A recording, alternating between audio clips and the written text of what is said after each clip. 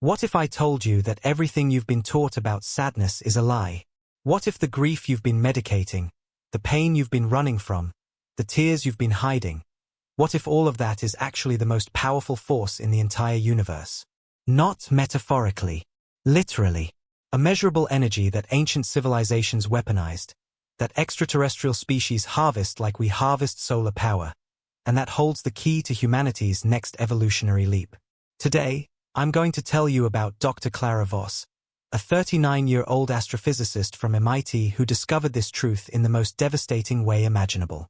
And what she learned from a being not from this Earth, a female alien who traveled 3 galaxies to find her, will fundamentally change how you see every moment of pain you've ever experienced. Because by the end of this story, you'll understand why your sadness isn't something to overcome. It's something to harness. Subscribe to this channel right now and turn on notifications.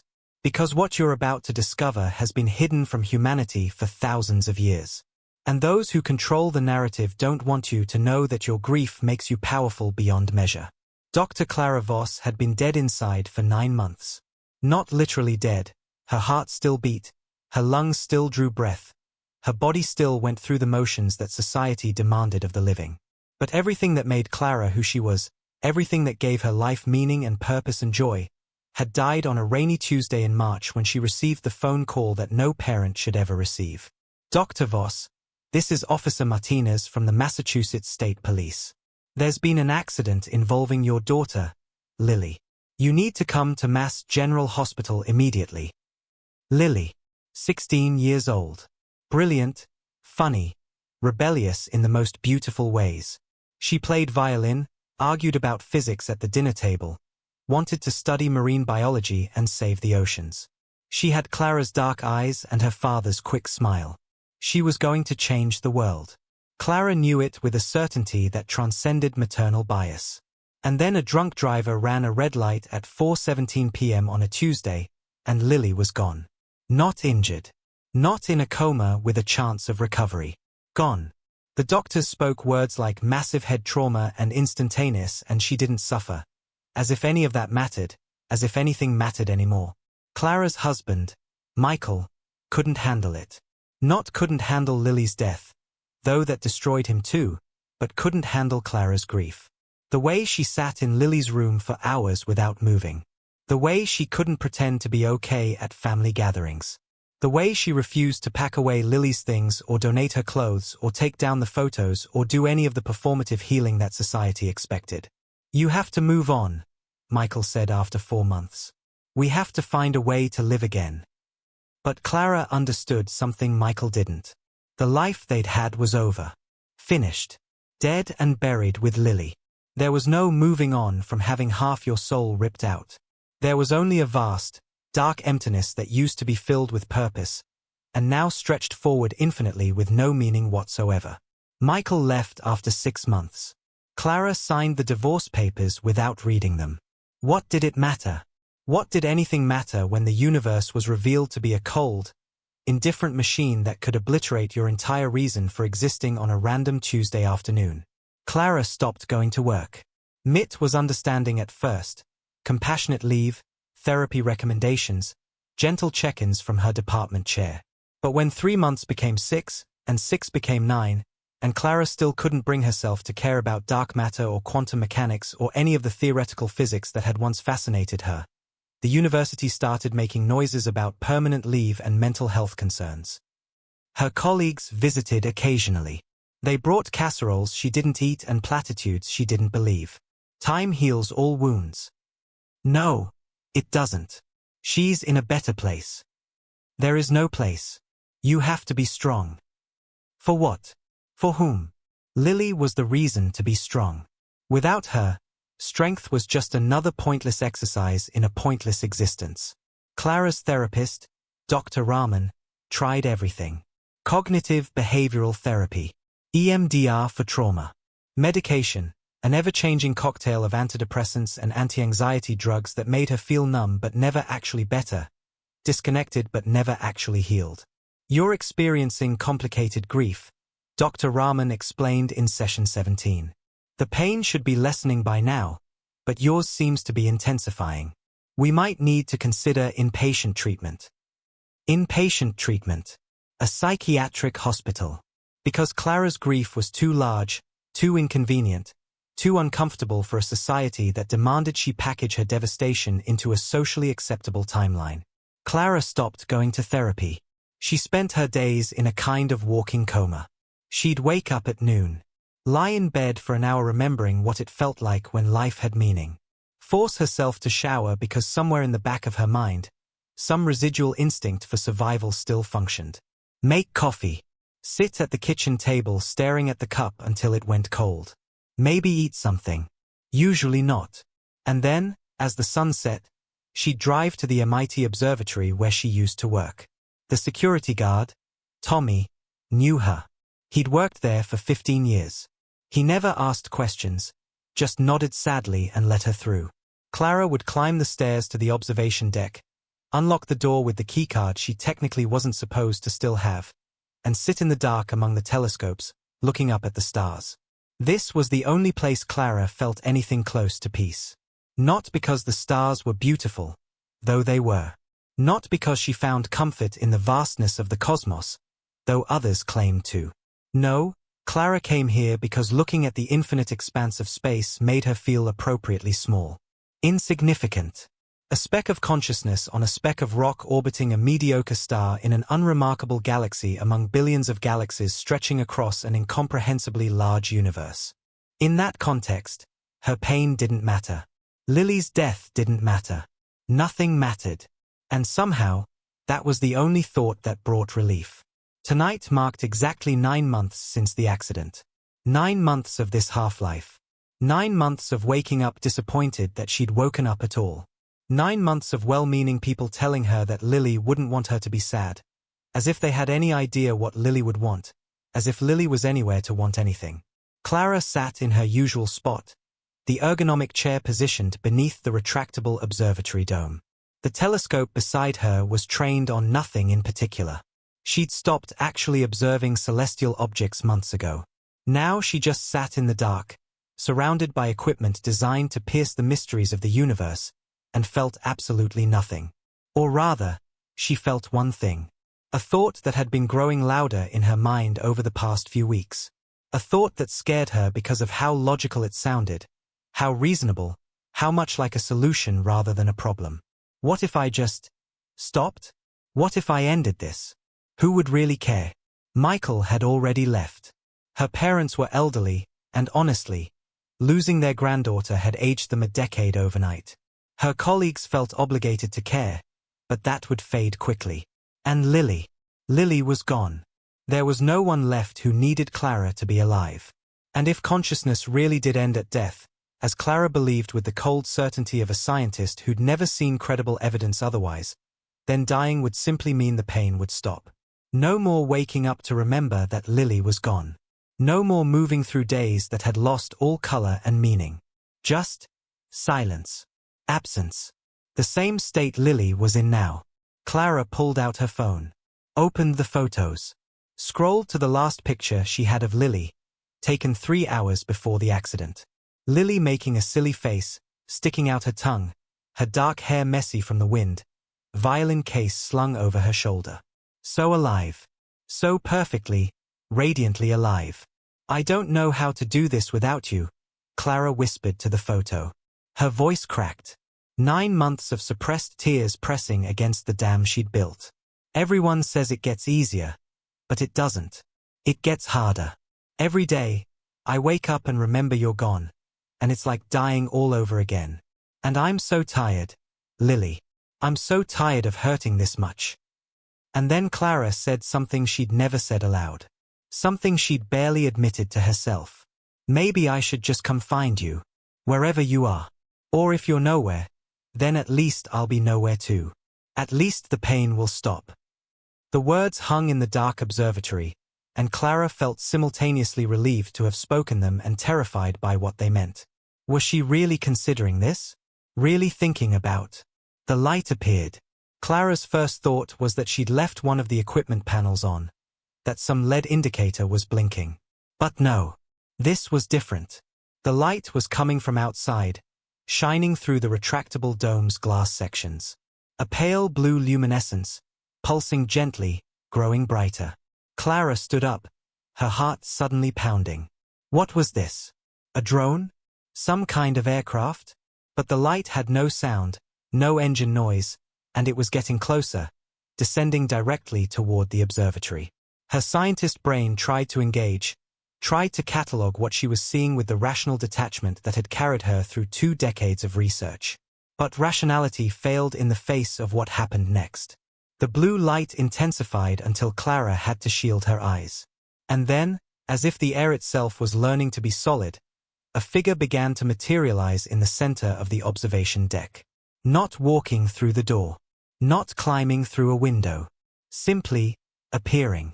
Molecule by molecule, like a photograph developing in slow motion. Clara stepped back, her spine hitting the telescope behind her, and watched as the impossible became real. The figure was tall, perhaps 7 feet. Slender to the point of seeming fragile, but with a presence that suggested otherwise. Skin that wasn't quite skin, more like translucent silk with a faint inner luminescence, as if lit from within by the same blue light that had announced her arrival. Long limbs with joints that bent at slightly wrong angles. And a face that was unmistakably feminine despite being nothing like a human woman's face. Large eyes that occupied nearly a third of the face, completely black but with depths that seemed to contain entire galaxies. No nose to speak of, just 2 small openings.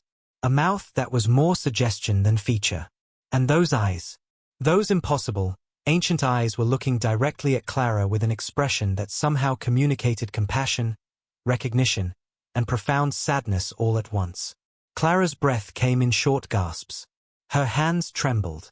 Every instinct screamed at her to run, to scream, to do something other than stand frozen like prey before a predator. But she couldn't move, couldn't look away. And then a voice filled her mind.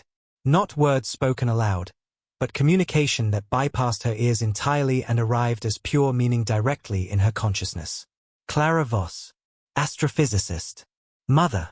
Widow. I heard you. The voice was female, gentle but carrying an authority that suggested vast age and experience. It wasn't threatening. It was sad. Deeply, impossibly sad. Clara's voice, when she finally found it, came out as a hoarse whisper. What are you? My name is Sarah. I am a traveler, an observer, and I came because your grief called me from 3 galaxies away. My, what? Your sadness, Clara. It echoes through space-time like a beacon. I've been observing your species for 12 of your years, but I've never felt anything like what you're broadcasting. The intensity, the depth. It's remarkable. Clara's fear began to shift into something else. Anger. This thing, this alien, was telling her that her devastation over Lily's death was remarkable. Like it was a curiosity, a phenomenon to be studied? Get out, Clara said, her voice strengthening. I don't know what you are or what you want, but I'm not. You asked Lily where she is, Sarah interrupted. Would you like to know the answer? Clara's breath caught. The anger evaporated, replaced by something that felt like her heart being squeezed by an invisible fist. How do you know? I know because I heard you. Not your words, Clara. Your pain. Grief creates ripples in the quantum field. And yours is. Sarah paused, tilting her head in that bird-like way. Yours is the strongest I've ever measured in any human. 378 times stronger than average. That's why I came. That's why I traveled 72,000 light years. Because what you're feeling right now is not just emotion. It's power. Power. Clara almost laughed. It came out as a broken sound. I can barely get out of bed. I can't work. I can't function. I'm not powerful. I'm destroyed. No, Sarah said, and for the first time, she moved, gliding forward with a grace that seemed to defy gravity. You are transforming. And transformation always feels like destruction while it's happening. But Clara, I came tonight because you were about to waste the most potent force in the universe. You were about to end your life before understanding what your sadness really is. Clara felt tears on her face. When had she started crying? What is it then? What is sadness? Sarah reached out one long, impossibly delicate hand and held it inches from Clara's chest, not touching, but Clara felt warmth emanating from the alien's palm. The strongest force in space, Sarah said softly. And I can prove it to you. If you let me. Clara stood in the observatory, tears streaming down her face, looking at this impossible being who had just spoken the most impossible words. The strongest force in space. Her sadness. The thing that had destroyed her life, that had hollowed her out and left her a ghost walking through days that had no meaning. You're insane, Clara whispered. But even as she said it, she knew she didn't mean it. Because something in Sarah's words resonated at a frequency Clara felt in her bones. Not belief, exactly, but recognition. I'm not asking you to believe me based on words alone, Sarah said, her telepathic voice carrying a patience that suggested she'd had this conversation before, with others, on worlds Clara couldn't imagine. I'm offering to show you. To let you see what I've seen across millennia of observation. Your species has a saying, seeing is believing. I will let you see. Clara's scientist brain, dormant for 9 months, flickered to life. How? Sarah gestured to her own forehead, then toward Clara's. Direct neural interface. I can share memories with you. Not tell you about them. Literally let you experience them as if you were there. You'll see through my eyes. Feel through my senses. Witness what grief has done across your planet's history, across civilizations that understood what your modern world has forgotten. That's not possible. Human brains don't work that way. Human brains are quantum processes that you've barely begun to understand, Sarah replied. And I am not human. My species developed consciousness technology while yours was still learning to make fire. This is perfectly safe. Though I will warn you, it can be overwhelming. You'll experience things that challenge everything you think you know about death, about suffering, about the nature of reality itself. Clara looked at this alien being, at the blue light still emanating from her translucent skin, at those ancient eyes that held such sadness. And she thought about what she'd been contemplating just minutes before Sarah arrived. Ending it all. Choosing oblivion over this endless pain. What did she have to lose? Show me, Clara said. Sarah moved closer, close enough that Clara could smell her. Not unpleasant, but strange, like ozone and something floral that didn't exist on Earth. The alien raised both hands, placing them gently on either side of Clara's head. Her touch was cool, electric, and the moment contact was made, Clara felt a jolt of energy that made every nerve in her body ignite with sensation. Don't resist, Sarah whispered, her voice now coming from both inside and outside Clara's mind simultaneously. Let go. Let me show you what you need to see. The observatory dissolved. Clara's consciousness detached from her body, or felt like it did, and suddenly she was falling through space and time, tumbling through a kaleidoscope of stars and darkness, of light and void, until she landed. Not physically, but her awareness stabilized, locked into a new perspective. She was seeing through Sarah's eyes, but it was more than that. She could feel what Sarah felt, think what Sarah thought, perceive the world through alien senses that registered far more than human ones. And she was standing in ancient Egypt. Clara knew it instantly, though she'd never been to Egypt in her life. The architecture was unmistakable.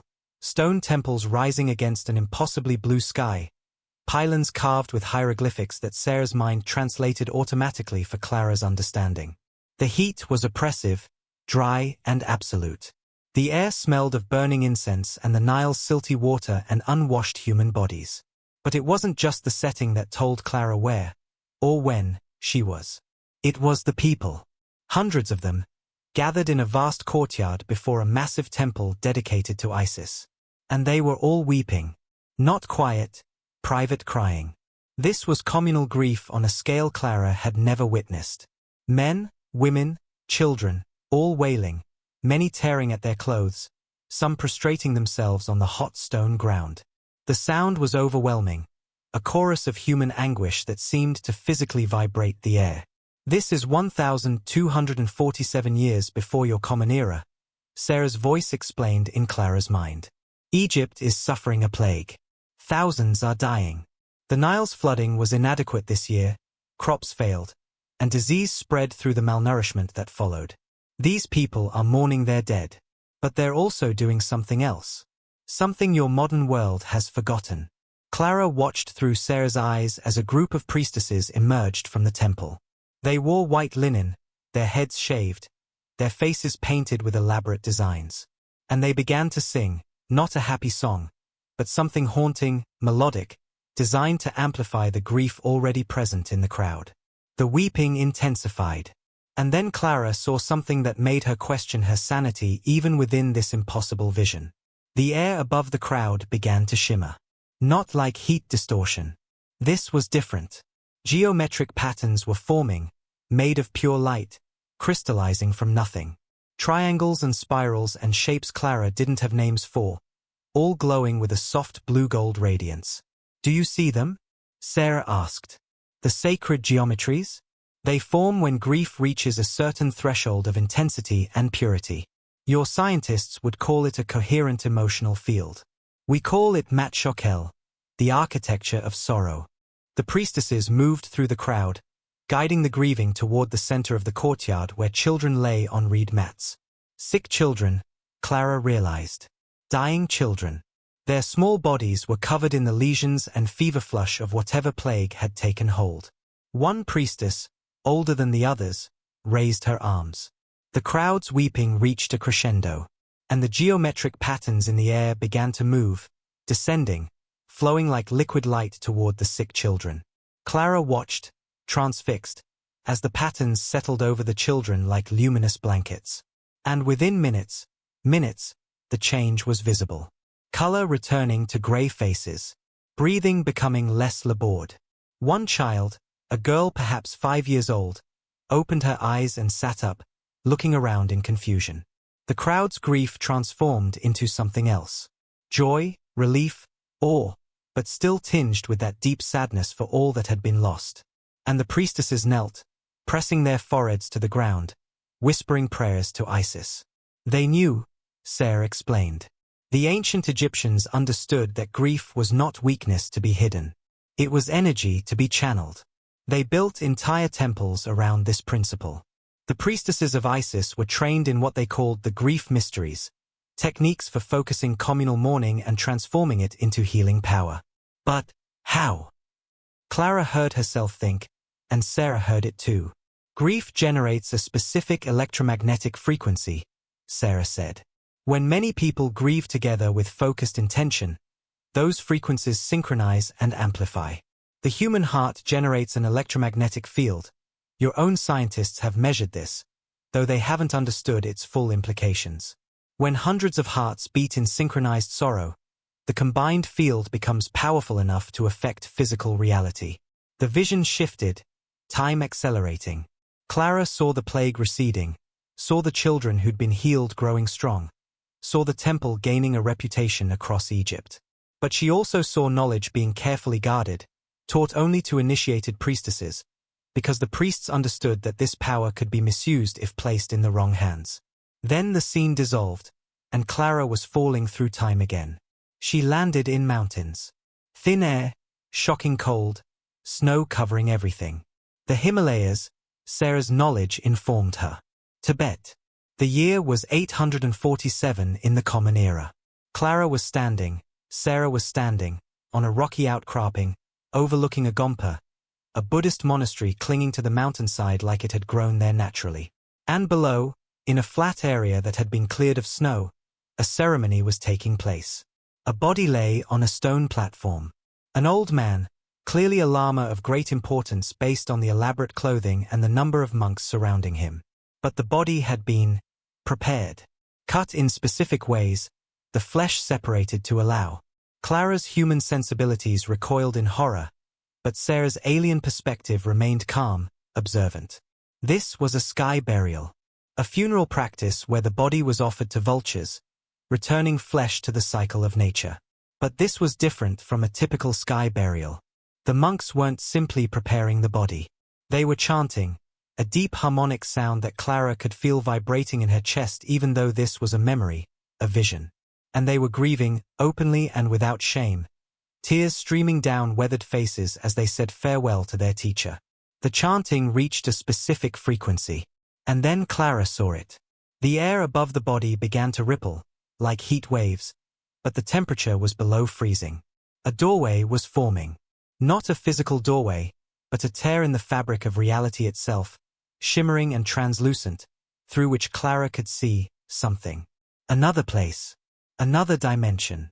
It looked like mist and light and movement all at once, beautiful and terrifying.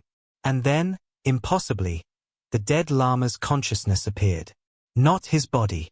His body remained on the stone platform. But a form made of light, roughly humanoid but translucent and glowing, rose from the corpse and stood among the grieving monks. Clara could see his face, the same face as the dead body, but animated, aware, smiling with profound peace. The monks could see him too. Their chanting changed, became joyful, and the Lama's light form began to speak, his words carrying across the thin mountain air with preternatural clarity. This is what they call a tulku revelation, Sarah explained. For 48 hours after death, if the grief of the community is strong enough and pure enough, consciousness can remain partially tethered to your dimension. The Tibetans discovered this millennia ago. They call it bardo, the in-between state. But it's only accessible when the living mourn with enough intensity to create a vibrational bridge. Clara watched as the Lama gave his final teachings, standing there as a being of pure light, explaining to his students the nature of consciousness, the illusion of separation, the continuity of existence beyond physical form. The monks listened, many still weeping, but their grief now mixed with wonder and joy. When the teaching was complete, the Lama's light form bowed to his students, turned toward the shimmering doorway that had formed in the air, and walked through it. The doorway collapsed behind him, and he was gone, truly gone, but the monk's grief had been transformed into something else. Not absence of sadness, but sadness merged with understanding, with hope, with certainty that consciousness continued. Grief opened that doorway, Sarah said. Not ritual. Not prayer. The raw intensity of their love for their teacher, expressed as mourning, created the energetic conditions that allowed temporary communication across dimensions. This is what grief can do when it's not suppressed, when it's not medicated away, when it's honored as the sacred force it truly is. The vision dissolved again. This time, Clara landed somewhere that felt heavy with significance even before she understood where she was. A garden at night, olive trees casting shadows under a full moon. The air was warm, Mediterranean, carrying the scent of flowers and dust. And there was a man. Alone, kneeling among the gnarled olive trees, his face twisted in anguish. Clara knew instantly who she was seeing. Every nerve in her body recognized this moment. This person, even though it was 2,000 years removed from her own time. Jesus, in the Garden of Gethsemane, the night before his crucifixion. But this wasn't the serene, accepting figure Clara had seen in countless paintings and films. This was a man in the grip of absolute terror and grief, weeping so intensely that his sweat fell like drops of blood onto the rocky ground. You've been taught this story, Sarah said. But you've been taught a sanitized version. A story about divine sacrifice and willing martyrdom. But what I witnessed that night was something else. This was a human being confronting his imminent death, and he was terrified. He was grieving the life he would lose, the future that would never be, the pain that was coming. Clara watched as Jesus prayed, his words torn from a throat raw with emotion. Father, if it's possible, let this cup pass from me. If there's another way, please show me another way. This was not resignation. This was a man begging for a way out, confronting the full reality of what awaited him at dawn. Torture, humiliation, crucifixion, and the emotional devastation was so intense that his body was responding physically, his capillaries bursting from stress, blood mixing with sweat. And then Clara saw what Sarah wanted her to see. The man's grief was creating a visible disturbance in the fabric of space-time itself. The air around him began to shimmer and tear, and through those tears, light poured, not earthly light, but something from beyond, from whatever realm angels and cosmic consciousness inhabited. Figures emerged. Not physical beings, but entities of pure light and presence, surrounding the grieving man, their energy soothing, supporting, holding space for his anguish without trying to stop it. This is what your scriptures call an angel appearing to strengthen him, Sarah explained. But the angel didn't appear because of his faith. The angel appeared because his grief was so profound that it literally ripped open the barrier between dimensions. His sorrow was the key that unlocked access to higher realms. Clara watched as Jesus wept in the arms of these light beings, his grief so pure and intense that it created a vortex of energy around him. And within that vortex, something was happening. A transformation. The terror and grief weren't disappearing. They were being transmuted into something else. Into a kind of strength that Clara couldn't fully comprehend, but could feel even through Sarah's alien senses. By the time the Roman soldiers arrived to arrest him, Jesus had changed.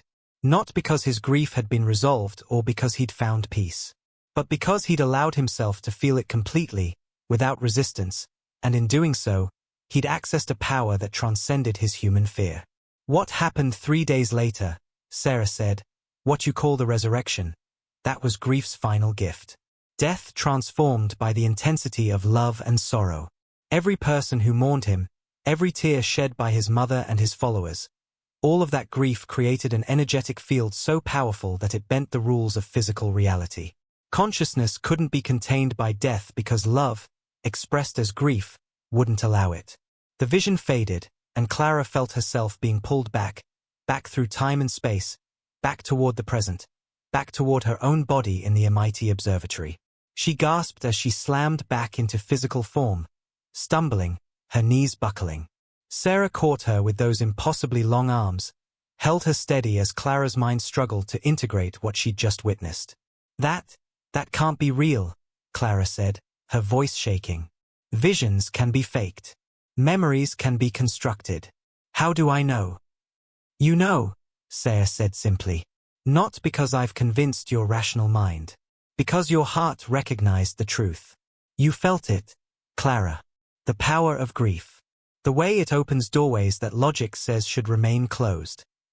Clara pulled away from Sarah's support, pacing the observatory, her thoughts racing. Everything she'd just seen contradicted her understanding of physics, of biology, of the nature of consciousness itself. And yet, it felt true. At a level deeper than thought, in a place that pre-existed her training as a scientist, Clara felt the resonance of what Sarah had shown her. Why? Clara asked, turning to face the alien. Why is grief so powerful? What is it about sadness specifically that does that? Sarah moved to the window, looking out at the night sky, at the stars that were her home in ways Clara couldn't fully comprehend. To understand that, you need to understand what sadness actually is. Not the human interpretation of it as an emotion to be overcome, but what it is at the quantum level. At the level of consciousness itself. Then explain it to me, Clara said. Make me understand.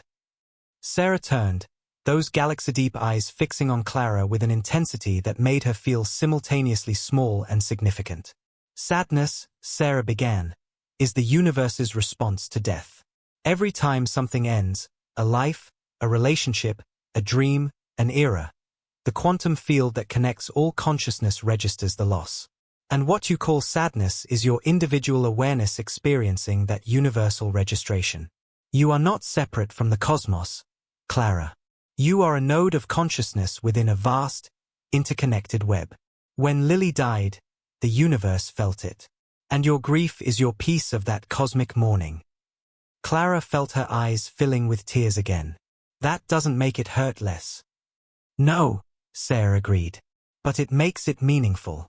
Your species has been taught that pain is pointless, that suffering should be minimized and medicated, that grief is a dysfunction to be fixed. But grief is not dysfunction. Grief is the universe's way of honoring what was lost. And more than that, grief is the pressure that forces transformation. What do you mean? Sarah gestured toward the telescope beside them. Stars are born from the gravitational collapse of gas clouds. The collapse is violent, destructive. From a cloud's perspective, it would feel like death. But that death pressure is what ignites fusion, what transforms dead matter into a living sun. Planets form from the debris of dead stars. Life emerges from planetary catastrophe. Evolution accelerates through extinction events. Death and the grief that follows, this is not an error in the system. This is the engine of creation itself. Clara sank into her chair, the weight of Sarah's words pressing down on her. So my grief over Lily, you're saying it's supposed to transform me? Not supposed to, Sarah corrected gently. It will transform you, whether you choose it consciously or not. The only question is whether you resist the transformation and suffer needlessly, or whether you surrender to it and emerge as something new. I don't want to be something new, Clara said, her voice breaking. I want my daughter back. I want my life back. I want to be who I was before. I know, Sarah said, and the sadness in her voice was palpable. Every grieving being in every corner of the universe wants the same thing. But Clara, the life you had is gone. The person you were died with Lily. You can spend years, decades, trying to resurrect what's dead. Or you can accept that you are in a cocoon, in darkness, being dissolved and remade into something that can survive this loss. Something that can carry Lily's memory forward in a way that honors both her life and yours. Clara looked at her hands, remembering all the times these hands had held Lily. As a newborn, as a toddler learning to walk, braiding her hair before school, teaching her to tie her shoes. The last time, holding her hand in the hospital, already cold, already gone. What if I can't? Clara whispered. What if the transformation you're talking about is beyond me? Sarah knelt before Clara, bringing those alien eyes level with human ones. Then let me show you one more thing. Not the past this time. Your present. What your grief is doing right now, in this moment, whether you realize it or not. Before Clara could respond, Sarah placed one hand on her chest, directly over her heart. And Clara felt it. A field of energy, emanating from her own body, pulsing outward in waves. It looked like light through Sarah's perception, blues and purples and deep indigos, rippling through the observatory, through the walls, spreading outward into the night. This is you, Sarah said. This is the electromagnetic field your grief is generating. Do you see how far it reaches? How powerful it is? The field extended hundreds of feet in every direction, touching everything in its path. And where it touched, Clara could see, feel, subtle changes occurring. A night janitor 3 floors below suddenly stopped and thought of his dead wife, allowing himself to remember her with love instead of his usual avoidance. A graduate student working late in the physics building felt an unexpected urge to call her estranged mother. A homeless man sleeping on a bench near campus, drunk and despairing, felt a moment of inexplicable hope. Your grief is not contained within you, Sarah explained. It radiates outward, and it affects everyone it touches. Not negatively, Clara. You're not spreading your pain like an infection. You're creating permission. Permission for others to feel their own grief, their own sadness, to stop pretending they're fine when they're not. Your pain is teaching others that it's okay to hurt. And that teaching is more valuable than you can possibly understand. Clara watched the ripples of her grief spreading through the night, touching stranger after stranger, creating these tiny moments of authentic feeling in a world that demanded constant performance of happiness. There's something else, Sarah said. Look closer. At the center of your field. Clara focused her perception inward, and she saw it. A tendril of light, thin but unmistakable, extending from her heart upward, not into the sky, but into somewhere else. Another dimension. Another layer of reality. And at the other end of that tendril, impossibly, was Lily. Not Lily's physical body, but her consciousness, her essence, recognizable as Clara's daughter even though she had no corporeal form. She was light and awareness and love, and she was connected to Clara through this cord of grief. She's not gone, Sarah said softly. She's different. Changed. But consciousness doesn't end with physical death, Clara. It transforms. And your grief, your love expressed as sorrow, is the bridge that lets you still feel her presence, even when your eyes can't see her. Clara couldn't breathe, couldn't think, could only stare at that luminous connection, that impossible proof that some part of Lily remained, existed, was still somehow present in her life. The more you try to get over your grief, Sarah continued, the more you try to move on and heal, the more you weaken this connection. Because grief is not the obstacle between you and Lily. Grief is the telephone line. And as long as you're willing to feel it, you'll never truly lose her. The vision faded.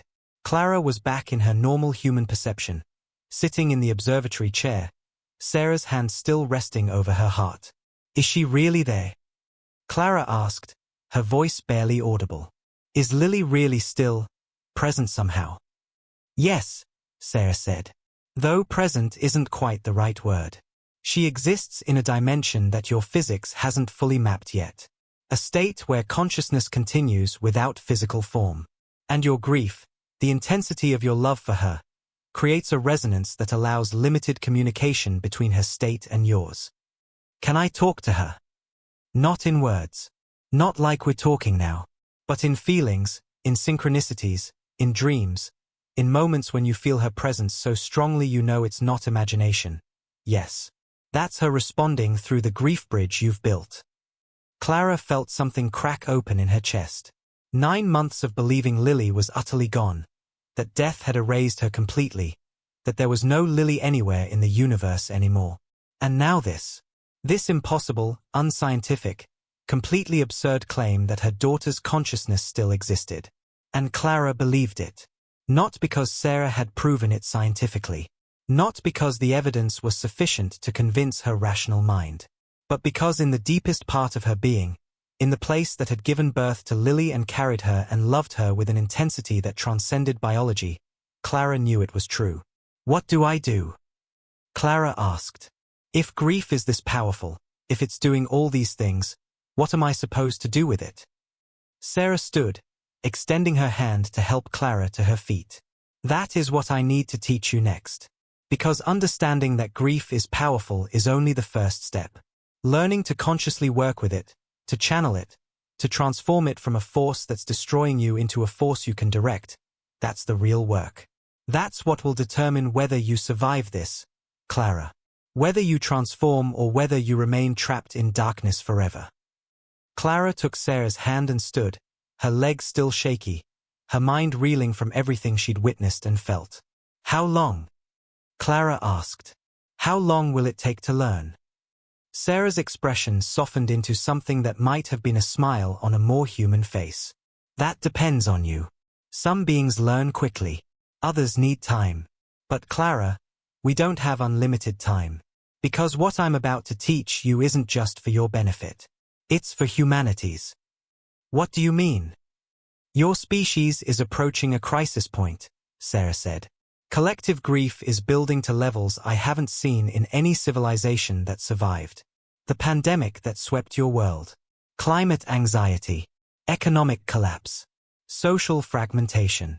Billions of humans are grieving losses they don't even have names for. And all that sadness is accumulating, building pressure, and it will either destroy you or transform you. There's no third option. Clara felt a chill that had nothing to do with the observatory's temperature. Destroy us how? By turning inward, Sarah said. By becoming toxic, repressed, expressing itself as violence and addiction and societal collapse. Or what? Or humanity learns what you're about to learn. That grief is not the enemy. That sadness, properly understood and channeled, is the strongest force available to you. Strong enough to heal. Strong enough to evolve. Strong enough to elevate your entire species to a new level of consciousness. Sarah turned toward the window, gazing at the earth below, and said the words that would echo in Clara's mind for the rest of her life. She said human sadness is the strongest force in space. Not I, Clara. Not Sarah. She, Lily. She whispered it to you from beyond, and you weren't ready to hear it. So I came to say it louder. To prove it to you. To show you that your daughter's death, as devastating as it is, gave you access to a power that most humans never touch. The question is, what will you do with it? Clara looked at Sarah, at the impossible alien who had traveled across galaxies because she felt Clara's grief, and asked the only question that mattered. Teach me. Over the next 6 hours, as the night deepened and then began its slow transition toward dawn, Sarah taught Clara things that no university had ever included in its curriculum. Things that ancient mystics had known but coded in metaphor because direct teaching was forbidden. Things that would have gotten Clara laughed out of every scientific institution on Earth. And Clara absorbed every word like a woman dying of thirst finally finding water. Sarah began with the practical mechanics. Your species has this backwards, she explained, creating holographic images in the air between them. Three-dimensional diagrams of the human body overlaid with energy systems that medical science didn't acknowledge. You think grief happens in the brain. That it's neurochemical, that antidepressants can fix it by adjusting serotonin levels. But grief doesn't originate in the brain, Clara. It originates here. Sarah pointed to the center of Clara's chest, to the area above her heart. What you call the heart chakra, what ancient systems called the anahata. This is the grief center. This is where love lives, and when love has nowhere to go because its object is gone, it transforms into grief. Not because something is wrong, but because love is energy, and energy cannot be destroyed, only transformed. Clara watched the holographic image of her own energetic anatomy pulsing with light. The heart center glowed with deep blue and purple, the colors she'd seen in her grief field earlier. When you cry, Sarah continued, you're not just releasing salt water. You're releasing energy that has built up beyond your body's capacity to contain it.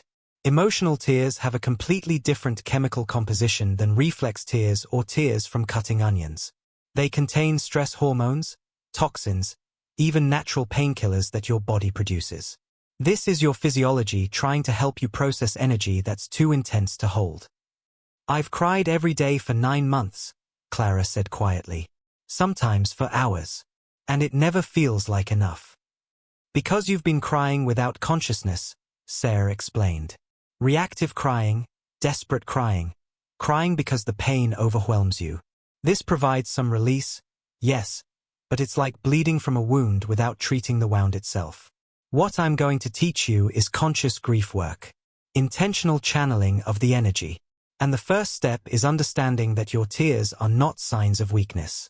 They are literal transmitters of electromagnetic information. Sarah brought up another holographic image. This one showed Clara crying, but from Sarah's alien perspective. Each tear that fell was accompanied by a burst of light, a pulse of energy that radiated outward like ripples on water. Every tear broadcasts information into the quantum field, Sarah said. It tells the universe, something precious has been lost. Honor this loss. Remember what existed here. This is not metaphorical poetry, Clara. This is measurable physics. Your tears are creating patterns in space-time. They're encoding Lily's existence into the fabric of reality in ways that ensure she's never truly forgotten. Not even when you're gone. Not even when everyone who knew her is gone.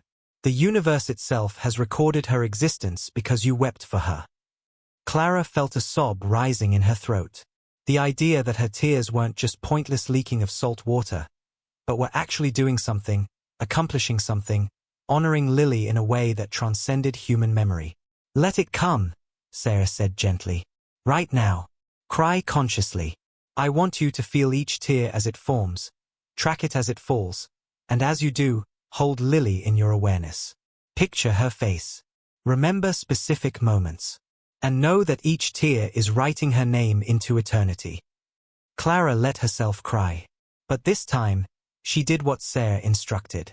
She stayed present with each tear, felt it forming in her eye, felt the release as it spilled over and ran down her cheek. And with each tear, she held a specific memory of Lily. Lily at 3 years old, trying to catch fireflies in the backyard. Lily at 7, performing in her first violin recital, so nervous she almost couldn't play. Lily at 13, rolling her eyes at Clara's jokes but fighting back a smile. Lily at 16, 3 hours before she died, saying love you, Mom, as she headed out the door. And as Clara cried these conscious tears, she felt something different happening. The grief wasn't lessening, if anything, it intensified, but it wasn't destructive anymore. It felt like something was being built with each tear. Some structure, some monument to Lily that existed beyond physical form. "Do you feel it?" Sarah asked. "The shift from drowning in grief to using grief? This is the beginning of mastery." Clara nodded, unable to speak, still crying but with a sense of purpose now instead of just desperation. After the crying subsided naturally, Sarah moved to the next teaching. "Now I need to show you what your grief can do when focused with intention," Sarah said. "Earlier, you saw how it affected people within your field radius. But that was passive, unconscious broadcasting. When you learn to direct it, the effects become exponentially stronger." Sarah pulled up information on her own holographic device. Technology so far beyond anything human that Clara couldn't even begin to understand its mechanics. "There's a woman in the hospital below us right now. 3rd floor, room 317. Her name is Sarah Chen. She has stage 4 pancreatic cancer. Her doctors give her 3 weeks, maybe 4. Clara felt her heart clench. "Why are you telling me about her?" "Because you're going to heal her." Clara stepped back. "What? No. I'm not a doctor. I'm not a healer. I can't." "You can," Sarah interrupted. "Not with medicine. Not with surgery. With the only force that has ever truly healed anything. Love. But not the abstract concept of love. Concentrated, directed love that has been intensified by passing through the crucible of grief. Your love for Lily has been transformed by 9 months of agony into something far more potent than ordinary affection. And now we're going to teach you to aim it." Sarah spent the next hour teaching Clara a technique that she called grief channeling. It involved entering a meditative state while holding the feeling of grief fully present, not pushing it away or trying to resolve it, but feeling it completely. And then, while in that state of maximum emotional intensity, directing the energy toward a specific target. In this case, Sarah Chen in room 317. "You won't see the energy moving," Sarah explained. "You're still in a physical body with limited perceptual range. But I will see it. And more importantly, Sarah's body will feel it. Her cells will respond.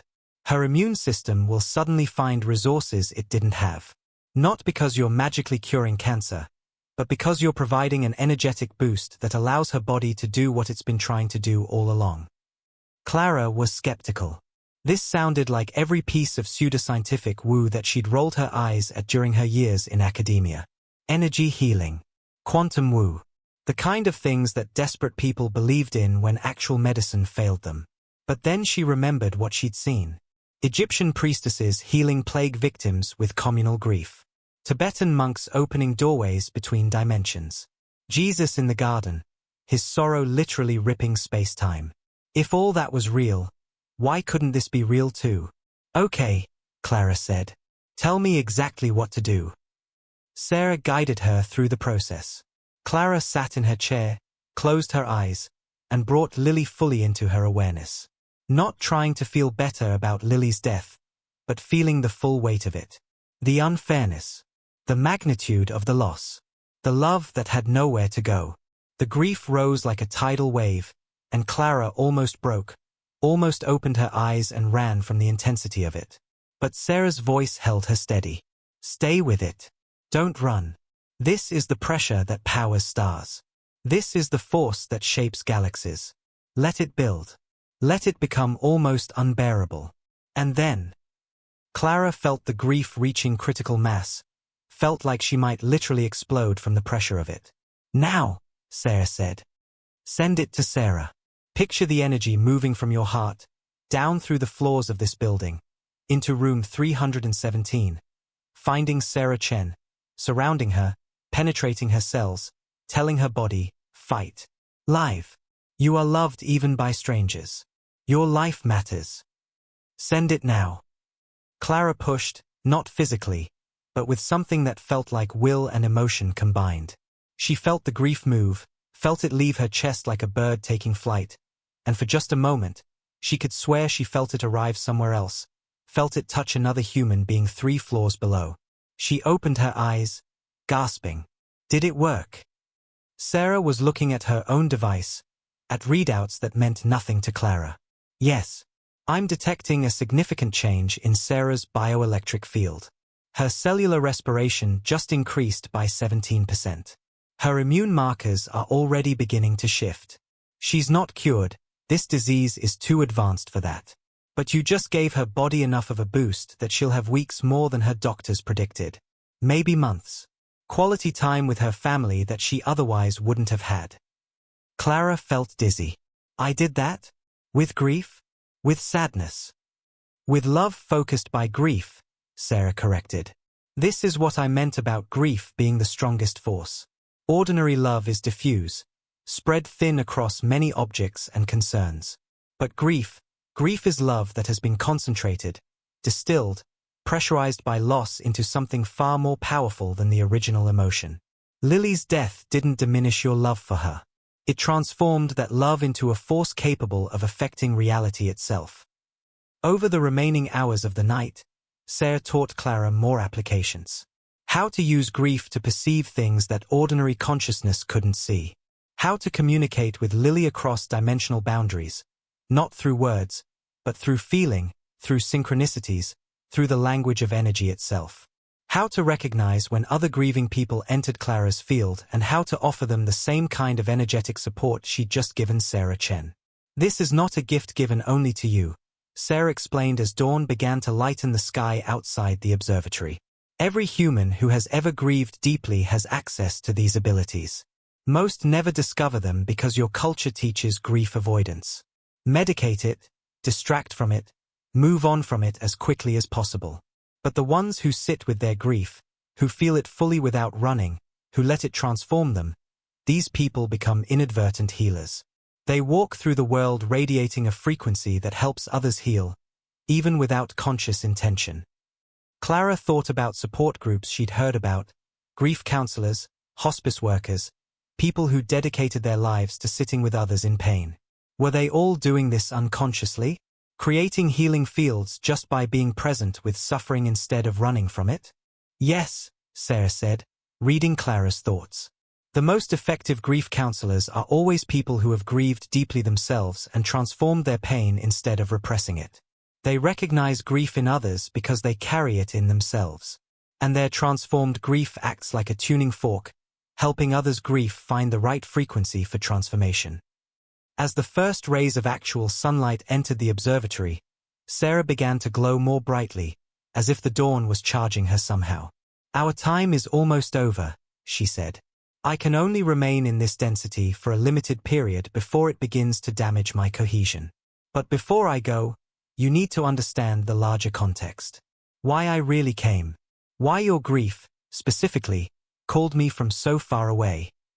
Clara felt her stomach tighten. There was more. Of course there was more. Sarah created one final holographic image.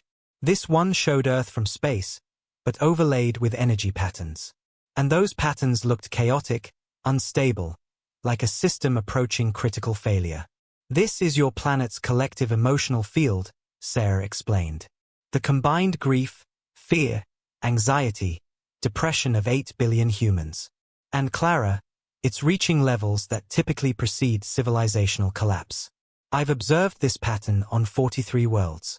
When collective grief exceeds a certain threshold without being processed and transformed, it turns toxic. It expresses itself as violence, as addiction, as societal breakdown, as environmental destruction born from collective despair. The holographic Earth pulsed with sickly colors, reds and browns and muddy grays. Your species is grieving, Sarah continued. You're mourning the climate stability you've destroyed. The economic security that's evaporated. The social cohesion that's fragmented. The sense of shared reality that's collapsed. Millions of deaths from pandemic. Millions more from wars and famines and disasters that seem to accelerate each year. And all this grief is being pushed down, medicated away, ignored by a culture that demands perpetual productivity and positivity. Clara looked at the image of Earth in energetic distress and felt a different kind of grief. Not personal, but planetary. A sadness for her entire species and all they were suffering, mostly without knowing how to name what they felt. But there's another possibility, Sarah said, and the holographic earth shifted. The sickly colors began to change, to clarify, becoming brighter blues and purples and golds. If enough humans learn what you're learning, if grief becomes conscious instead of repressed, then all that accumulated pain can be transformed into the energy needed for massive evolution. Civilizational level change. Your species could make a leap in consciousness that would solve problems that seem unsolvable now. How many? Clara asked. How many people would need to learn this? Based on my observations of other worlds, approximately 1% of your population. 80 million people who consciously work with their grief, who transform their pain into healing energy, who serve as grief workers for the other 99%. Not all at once, but within the next generation. If that threshold is reached, humanity survives and evolves. If not. Sarah didn't finish the sentence. She didn't need to. And you think I can help with this? Clara asked, feeling the absurdity of it even as she spoke. One grieving mother in Massachusetts. You've already helped, Sarah said. You healed Sarah Chen tonight. That's one person whose life is extended, one family that gets more time together. And when Sarah recovers enough to leave the hospital, she'll carry a change with her. A subtle energetic shift that everyone around her will feel. She'll become a vector for healing without even knowing it. And she's just the first. Clara, you're going to teach others. You're going to take what I've taught you and translate it into language that your culture can accept. Maybe not the full cosmic truth. That would get you committed, but enough. Practical techniques. Scientific framing. Proof through results. Clara felt the weight of this settling on her shoulders. A mission. A purpose. Something that Lily's death had prepared her for, even though Clara would have done anything to avoid that preparation. I don't know if I can, Clara said honestly. I'm barely functional. I've been suicidal. 9 months ago, I was a completely different person. Exactly, Sarah said. 9 months ago, you were a brilliant astrophysicist who understood the mechanics of the universe but not its heart. Now you're someone who has touched the deepest truth that exists. That love and grief are the engines of creation itself. You've been dismantled and reconstructed, Clara. You've died and been reborn. And that process makes you the perfect teacher for others who are dying. Sarah began to fade, her form becoming translucent. The blue light that sustained her diminishing as dawn filled the observatory. Wait, Clara said urgently. Will I see you again? Can I contact you if I need help? You don't need me anymore, Sarah said, her voice growing fainter. You have Lily. She'll guide you from where she is. And you have your own knowing now, your own connection to the cosmic truth. But Clara, remember this. Grief is not your enemy. Grief is love refusing to let go. And that refusal, that stubborn, fierce, agonizing insistence that what was lost still matters, that is the strongest force in space. It's stronger than gravity, stronger than nuclear fusion, stronger than the expansion of the universe itself. Because it's the force that makes consciousness choose to exist despite knowing that loss is inevitable. Sarah was almost gone now, just a shimmer in the air, a memory of light. She said it first, the alien whispered. Lily. She's been trying to tell you since the day she died. Human sadness is the strongest force in space. And now you know it's true. And then Sarah was gone, dissolved into the morning light, leaving Clara alone in the observatory with the sunrise and a completely transformed understanding of everything she'd thought she knew about reality. Clara didn't go home that morning. She couldn't. How could she return to her empty house, to the life that had been frozen in grief for 9 months, when everything had just changed? Instead, she sat in the observatory and wept. But these tears were different from the thousands she'd cried over the past 9 months. These were tears of recognition, of understanding, of a grief that had finally found its purpose. And as she cried, she felt Lily's presence more strongly than she'd felt it since the day of the accident. Not a ghost, not a hallucination, but a sense of loving awareness that seemed to surround her, to hold her while she sobbed. I miss you, Clara whispered to the air, to the energy, to whatever dimension Lily now inhabited. I miss you so much that it's killing me. And in her mind, clear as if spoken aloud, came a response in Lily's voice. Then don't let it kill you. Let it make you stronger. Let it make you into someone who can help other people who are dying the way you've been dying. Mom, my death doesn't have to be meaningless. You can make it mean something. Clara cried harder, but she was nodding, accepting, understanding. This was what Sarah had been trying to tell her. Lily's death was a fact that couldn't be changed. But what Clara did with her grief over that death, that was still within her control. She could let it destroy her. She could end her own life, as she'd been contemplating before Sarah arrived. Or she could take this impossible pain and transform it into something that honored Lily's memory in a way that simple remembrance never could. She could become a grief worker. The hours passed. Clara sat in meditation, practicing the techniques Sarah had taught her. Feeling her grief fully without trying to escape it. Directing the energy toward others in pain, hospital patients, homeless people on the streets below, anyone whose suffering she could sense through the extended awareness that grief had given her. And with each intentional channeling of her pain into healing for others, Clara felt something shift inside her. Not healing, exactly. The wound of Lily's death would never fully heal. But a recontextualization. A reframing. Her grief became something she carried, like a weight that gave her traction instead of a weight that dragged her down. By the time the sun was high in the sky, Clara had made her decision. She would do what Sarah had suggested. She would take what she'd learned and translate it into language and practices that her culture could accept. She would become a researcher of grief, not from an academic distance, but from the inside out. She would teach others that their tears were not signs of weakness but transmissions of power. Clara went home that afternoon and did something she hadn't been able to do in 9 months. She opened the door to Lily's bedroom. The room was exactly as Lily had left it. Clothes thrown on the chair. Books piled on the desk. Violin in its case in the corner. Posters of marine life covering the walls. Sea turtles, dolphins, coral reefs that Lily had wanted to protect.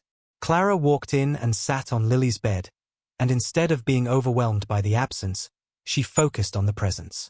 Everything in this room told a story about a girl who had lived, who had loved, who had mattered. Lily's physical body was gone, but her impact on the world remained. In Clara. In everyone who had known her. In the fabric of reality itself, encoded by Clara's tears. I understand now, Clara said to the room, to the energy of Lily that still lingered here. You're not gone. You're just different. And my grief isn't separation from you. It's our continued connection. As long as I grieve, as long as I love you enough to hurt over losing you, we're still together. Clara began the slow, painful process of sorting through Lily's things. Not erasing her, but integrating her. Keeping what held meaning. Donating what could help others. Creating a small altar on her own dresser with Lily's photo, some of her favorite objects, a space to honor her memory without being trapped by it. 6 months after Sarah's visit, Clara was standing in front of a support group for bereaved parents. 12 mothers and fathers who had lost children, all of them drowning in the same dark waters that had nearly consumed Clara. I know what you're feeling, Clara began, her voice steady despite the emotion behind it. You feel like you're never going to be okay again. Like the world ended the day your child died. Like everyone telling you it gets better, is lying to you or doesn't understand the magnitude of what you've lost. The parents nodded, some already crying. And you're right, Clara continued. It doesn't get better in the way they mean. The pain doesn't disappear. You don't move on or find closure, or any of those other bullshit phrases people use when they're uncomfortable with grief. What happens is transformation. You die, the you that existed before, and someone new is born. Someone who carries your child with you always, not as an open wound, but as a source of strength. Clara spent the next 2 hours teaching them what Sarah had taught her. Not the alien contact, she left that part out, as Sarah had suggested. But the practical techniques. Conscious crying. Grief meditation. Using the energy of their pain to help others. Recognizing that their tears were not pointless, but were actually encoding their children's existence into the cosmic record. And Clara taught them the most important truth of all. That grief is love. That as long as you grieve, your love continues. That the pain is proof that the connection hasn't been severed, only transformed. By the end of the session, something had shifted in the room. The grief was still there. It would always be there. But it had weight now instead of just emptiness. Purpose instead of just pain. A woman named Jennifer approached Clara afterward. "My son died 3 years ago," she said. "And for 3 years, everyone has been telling me I should be healing by now, that I'm grieving too long. They don't understand that I don't want to stop grieving, because grieving is how I keep him alive." "They're wrong," Clara said firmly. "Grief doesn't have a timeline. And anyone who tells you you're grieving too much or too long doesn't understand that you're not grieving too much. You're loving too much. And the world needs more love, not less, even when that love expresses itself as tears." Jennifer started to cry, but she was smiling. "Thank you. I've been waiting 3 years for someone to tell me that what I'm feeling is okay." "It's more than okay," Clara said. "It's powerful. You have access to something most people never touch because they run from pain. But you've sat with yours. And whether you know it or not, that's made you a healer. Everyone around you benefits from your transformed grief, even if they can't name what they're feeling." Over the following months, Clara's grief work expanded.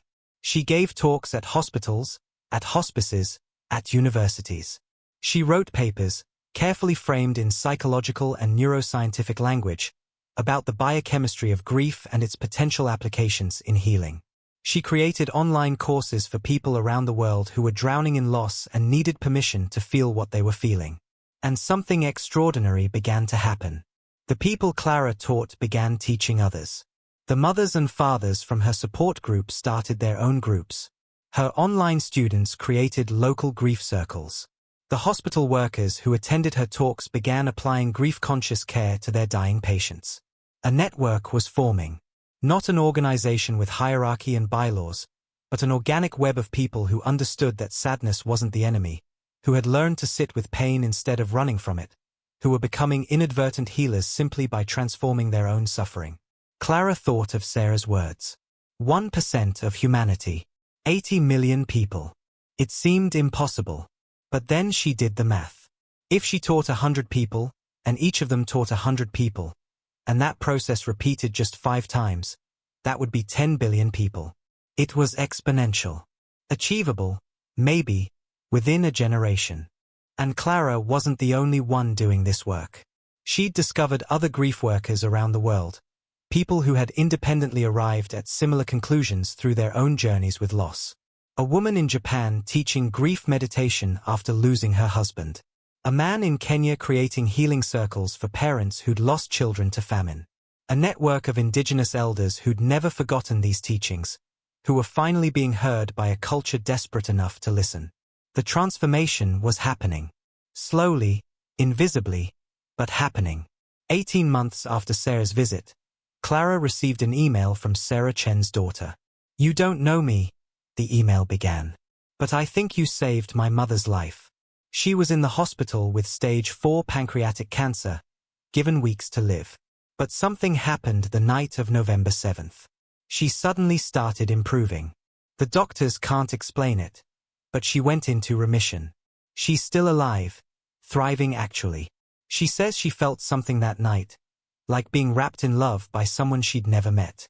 She wanted me to research who else was in the hospital that night, and I found records of you being at the observatory above the hospital. I don't know if this sounds crazy, but did you do something? Some kind of energy healing? My mother swears someone saved her life that night." Clara sat at her laptop, tears streaming down her face, and wrote back, "Your mother saved her own life. I just reminded her body that it was loved. That's all any healer ever does. Reminds the person they're working with that they matter, that they're connected to something larger, that love is a real force. Tell your mother I'm glad she's still here. And tell her to use her bonus time well. To love fiercely and grieve openly and help others do the same." That night, Clara sat at her grief altar, the small space on her dresser dedicated to Lily's memory. She lit a candle, something she did every evening now, and spoke to her daughter. "I helped someone today," Clara said. "Sarah Chen, The woman from the hospital that first night. She's alive because of what you taught me. Well, because of what Sarah taught me. Well, because of the grief I felt over losing you. I don't know how to sort out the causality anymore. But Lily, sweetheart, I think I understand now. Your death broke me open. And through that crack, light is pouring. Not enough light to make losing you worth it. Nothing could ever do that. But enough light to make me grateful I'm still alive to carry your love forward. And as Clara sat in meditation, feeling the connection to Lily through the grief bridge that would never fully close, she felt something she hadn't felt in nearly 2 years. Joy. Not happiness, not the absence of sadness, but joy and grief existing simultaneously. The paradox that Sarah had tried to explain. That love large enough contains both. The pain of what's lost and the gratitude for what was shared. Clara cried, but she was smiling. And she whispered to Lily, to the universe, to the cosmic consciousness that connected all beings across space and time. Thank you for showing me that sadness is strength. That grief is love. That the strongest force in space is a mother's tears for her daughter. And now I want to speak directly to you. If you've made it this far into Clara's story, it's not an accident. Your grief, whether it's fresh or decades old, whether it's for a person, a dream, a relationship, a version of yourself that died, called you here. You've been running from sadness, or sitting in it without understanding its purpose. Or maybe you've sensed what Clara discovered but had no framework to make sense of it. Sarah told Clara that there are no coincidences in grief. The bereaved attract each other across time and space because sadness creates a resonance field. You're hearing this story now because your frequency matched Clara's. Your pain is entangled with hers, quantum mechanically speaking. You've been told grief is something to get over, to move through, to heal from as quickly as possible. 5 stages, 12 steps, 6 weeks of bereavement leave, and then back to normal. But that's the lie that's killing your soul. What if grief isn't a wound to be closed but a doorway to be entered? What if the reason you can't stop thinking about what you lost is because your soul knows sadness is the password to transformation? What if every moment you spend trying to distract yourself from pain, you're delaying your own evolution? Clara learned this. Sadness isn't the enemy. Avoiding sadness is the enemy. Every time you numb, every time you medicate without processing, every time you perform happiness when you're actually drowning, you block the very force trying to remake you into something stronger, deeper, more luminous. You lost something. Maybe it was a person, a parent, a child, a partner, a friend. Maybe it was a job that defined you, a marriage that gave your life structure, a dream that kept you going. Maybe it was your health, your youth, your faith in humanity, your belief that the world makes sense. And since that loss, you've been told to stay strong, to look forward, to focus on what you still have. And maybe you've tried. Maybe you've medicated and therapized and mindfulness and positive thinking yourself into a numb approximation of okay. But you're not okay. You know you're not. Because grief doesn't respond to being managed or contained or optimized. Grief demands to be felt, fully and without apology. Here's what they don't tell you. Tears are not weakness. Tears are transmission. Every time you cry, you're sending signals into the quantum field that alter reality at a level physics hasn't fully mapped yet. You're encoding what mattered into the cosmic record. You're proving that love is real by continuing to feel it even when its object is gone. Ancient civilizations knew this. Egyptian priestesses, Tibetan monks, indigenous shamans, they understood that grief is technology. That tears open doorways between dimensions. That communal mourning creates healing fields measurable by their effects if not by your instruments. But then modernity arrived with its productivity demands and its pharmaceutical solutions and its insistence that grief follow a schedule. 5 stages completed in a respectable time frame, then back to being a good consumer, a reliable worker, a person who doesn't make others uncomfortable with their pain. And you bought it. Not because you wanted to, but because the alternative, feeling your grief fully, seemed unbearable. So you ran. You medicated. You distracted. You performed healing you didn't feel. And here you are. Years later maybe, still carrying the weight of unprocessed pain. Still feeling like you're faking your way through life. still sensing that something fundamental broke in you that no amount of therapy or self-help has actually fixed. That's because it's not broken. It's transformed. You're not damaged goods. You're a butterfly still trapped in a cocoon, wondering why flight isn't happening yet. Clara spent 9 months in that cocoon. So deep in darkness she considered ending her life. And then an alien traveled 3 galaxies to tell her something humans have forgotten. Your sadness is the strongest force in space. Not metaphorically. Literally. Measurably. Scientifically. The electromagnetic field generated by a grieving human heart affects everyone within radius. Your tears contain different biochemicals than your other tears. Your body knows grief is different, even if your culture doesn't honor it. And the practice Clara learned? Conscious crying. Sitting with grief instead of running from it. Feeling it fully, intentionally, while directing the energy toward others in pain. That's not mystical woo. That's applied physics. Energy cannot be destroyed, only transformed. The love you felt for what you lost didn't disappear when the object disappeared. It transformed into grief. And grief, properly channeled, transforms into healing power. You can heal others with your tears. Not by fixing them, but by creating permission. When you grieve openly, when you refuse to pretend you're okay, when you honor your pain as sacred, everyone around you receives a message. It's okay to hurt. It's okay to be real. Love matters more than comfort. This is why support groups work.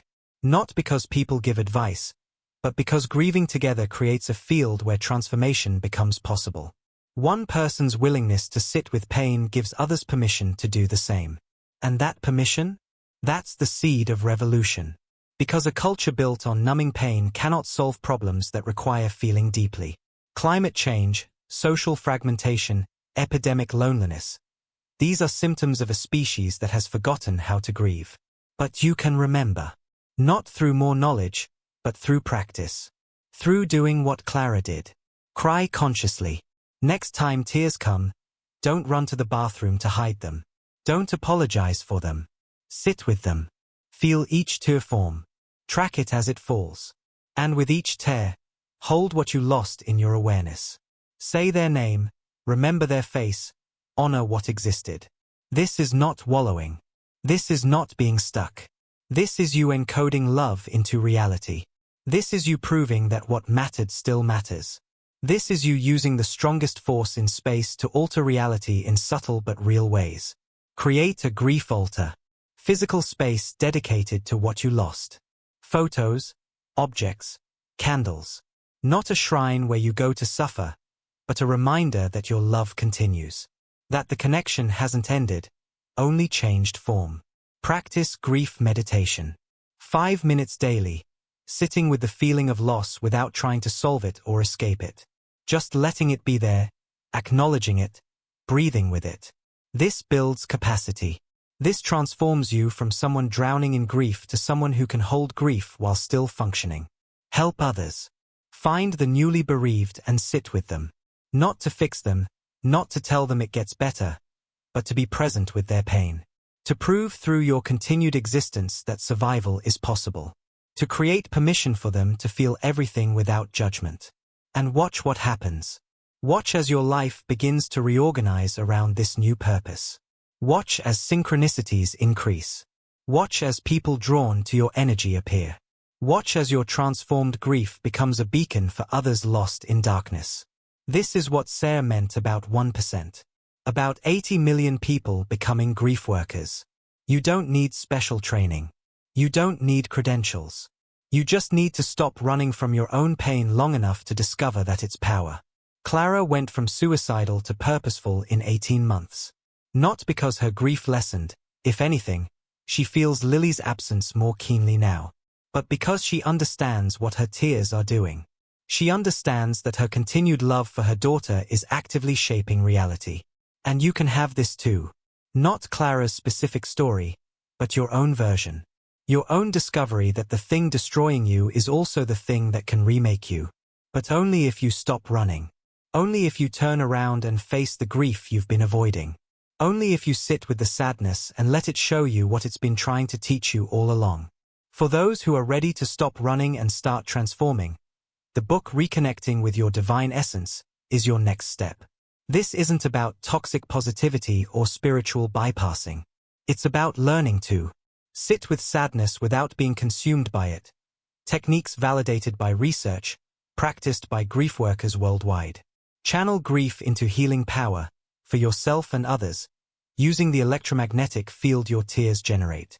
Access the consciousness of what you've lost, not through wishful thinking, but through quantum principles that science is only beginning to understand. Understand your pain as preparation for a mission only you can fulfill, a purpose that justifies continued existence. Join the grief revolution. 80 million people learning to transform pain into power, changing human consciousness one tear at a time. The ebook is in the first pinned comment. And if you haven't subscribed, do it now. Turn on notifications. Because Clara's story is just the beginning. Every week, we share truths that culture buries, wisdom that ancient civilizations preserved, practices that transform lives if you're brave enough to try them. Leave a comment. What have you lost? How long have you been running from your grief? And are you ready to discover that your sadness is not weakness, but the strongest force in space? Support our work by becoming a member or leaving a thank you in the comments. Every bit of support allows us to continue revealing truths that heal. 2 years after Sarah's visit, Clara stood in her daughter's room one final time before the movers arrived. She'd sold the house, bought something smaller, something that didn't echo with quite so many memories.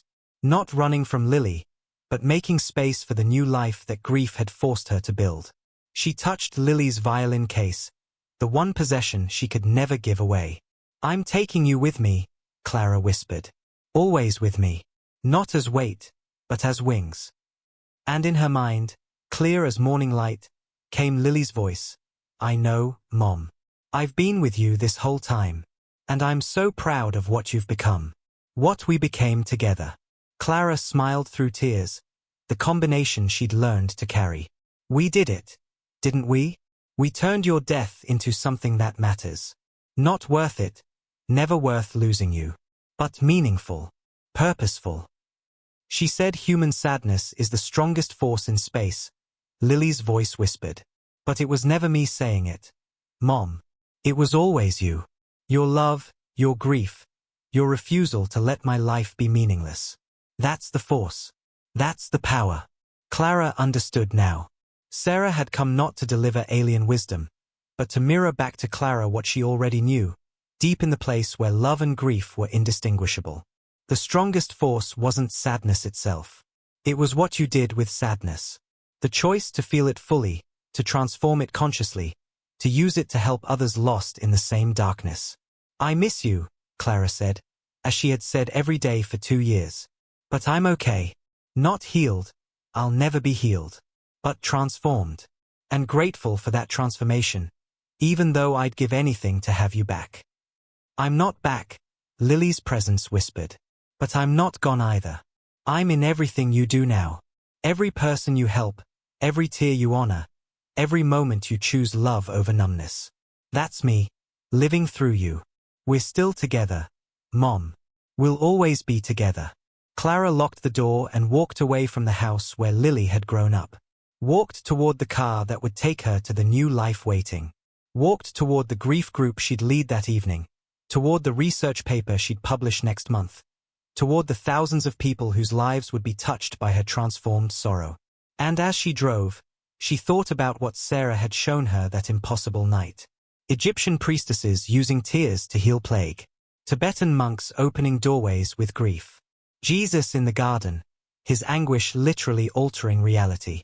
And she thought about what she'd learned since. Sarah Chen alive when she should be dead. Jennifer finally accepting her 3-year grief as love instead of weakness. Hundreds of people learning to sit with pain instead of running from it. The transformation was spreading. 1% of humanity learning to grieve consciously. Learning that tears are technology. Learning that sadness, properly understood, is the strongest force in space. Clara smiled, even though tears still fell. Because she finally understood the cosmic joke, the universal truth that Sarah had traveled across galaxies to deliver. You are not broken. You are breaking open. And through that crack, light pours, not to erase the darkness, but to prove that darkness and light can coexist. That grief and joy are not opposites, but partners. That the capacity to hurt proves the capacity to love. And love is the only force that has ever changed anything. She said human sadness is the strongest force in space. Not Sarah. Not Lily. Not Clara. You. You said it. Every time you cried and didn't apologize. Every time you honored what was lost instead of rushing to replace it. Every time you chose to feel instead of numb. Your tears are changing the world. Your grief is encoding love into reality. Your sadness is the strongest force in space. And the universe is watching, waiting to see if humanity will finally remember what it forgot. That transformation requires death. That death hurts. That the hurt is not the end, but the beginning. So cry. Grieve. Honor what you lost. Not despite the pain, but through it. Not around the darkness, but straight through its center.